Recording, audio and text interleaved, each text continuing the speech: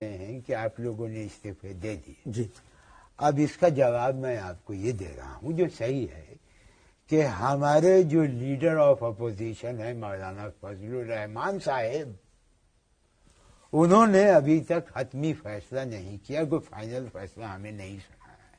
کب کریں گے ریزائن؟ استعفے کب دیں گے؟ ایک تو اس قوم کو جلدی، ہر بات کی بڑی جلدی ہے، یعنی آپ لوگ اس قوم میں سے ہیں یہاں بو اور یہاں سے نکلا، ایسا نہیں ہوتا، جلدی ہے استعفے دینے کی، دے دیں گے آرام سے، تقریباً 48 احتجاج اور کر لیں۔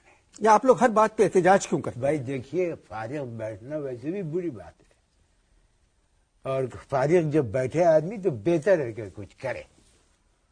آپ لوگ استعفے کب دیں گے؟ آپ نے فرمایا استعفے کب دیں گے، موڈ نہیں، جب موڈ ہوگا تب استعفے دے دیں گے۔ دیکھو ایک بات یاد رکھنا انور مقصود میاں کہ موڈ کا بڑا گہرا تعلق ہوتا ہے ہر کام سے، اگر موڈ ہے تو وہ کام کرو، موڈ نہیں ہے تو وہ کام نہیں کرو، جب موڈ ہوگا تب استعفے دے دیں گے۔ مگر استعفوں کا موڈ سے کیا تعلق؟ بھائی ایسی کیا جلدی ہے، سب باتیں ہوتی رہیں گی۔ استعفے کب دے رہے ہیں آپ لوگ؟ اب یہ تم کس حیثیت میں استعفے مانگ رہے ہو؟ تم حکومت ہو کیا؟ یہاں بیٹھ کے مسلسل بک رہے ہو استعفے کب دیں گے، استعفے کب دیں گے؟ بھائی آپ کو کیا تعلق ہے اس بات سے؟ آپ ایک کمپیئر ہیں، آپ کمپیئرنگ کریں، استعفے کب دیں گے، استعفے کب دیں گے؟